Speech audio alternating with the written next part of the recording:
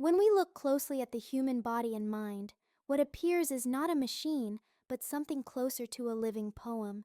Yet people tend to reserve the word cutting edge for metal, circuits, and algorithms. We marvel at artificial intelligence while quietly overlooking the most advanced system we will ever inhabit, ourselves.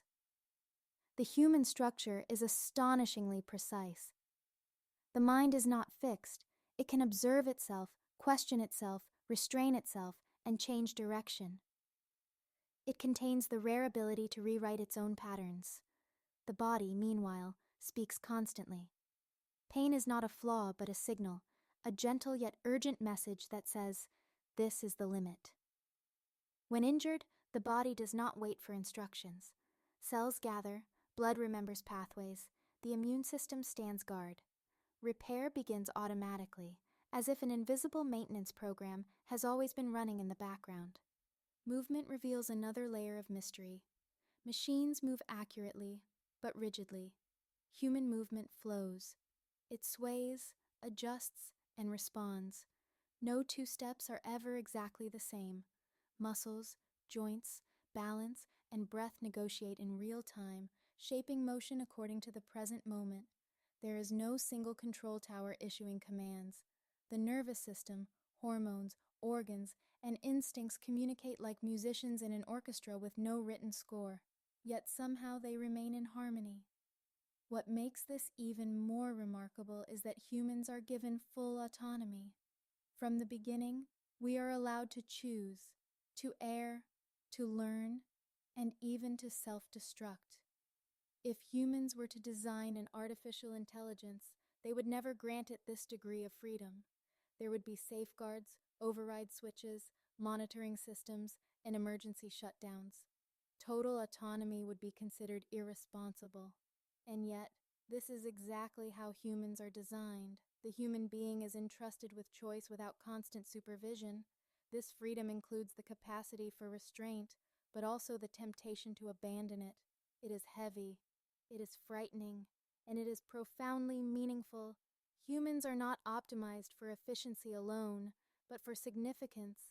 The value of a decision lies not in its perfection, but in the responsibility carried by the one who makes it. So why do people insist that artificial intelligence is the pinnacle of advancement? Because it is visible.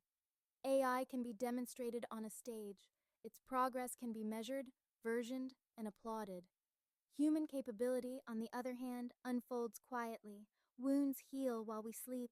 Emotions settle without applause.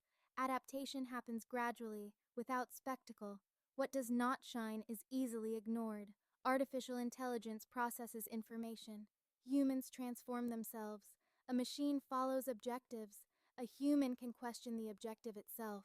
A machine requires replacement parts. A human can change direction, meaning, and method, and begin again. This is why the human system is not simply biological.